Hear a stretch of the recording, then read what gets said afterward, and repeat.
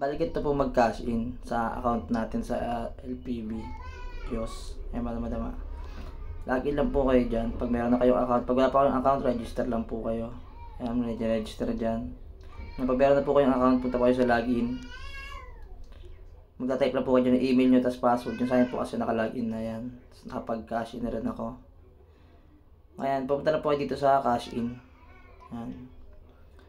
Ayan po yung cash in hours nila. Bali, tuwing 9:30 to 6:30 PM lang yung ano nila. Ayan, hanggang dyan lang.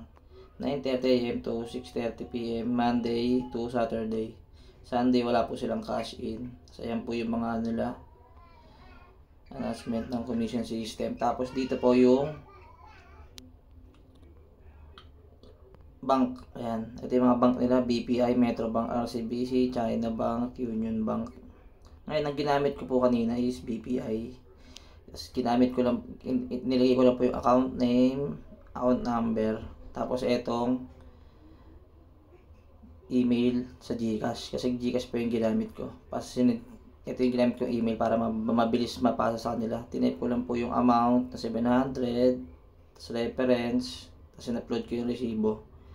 Ngayon, after nyo maano yan, submit cash and request nyo lang. Ayan, meron akong ano dito, transaction history. Ayan.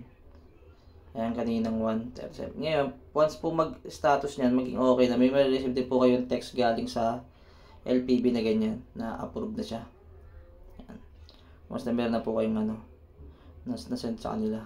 Smile lang po tayo dun sa ano. Ayan, yun lang po. Yun lang po yung pagka-send sa kanila. Sa lagi nila po tatandaan, 9:30 to 6:30. Tapos Monday to Saturday. Yan po, meron silang BPI, Metro Bank, RCBC, China Bank, tsaka Union Bank. Yun lang po. Thank you po.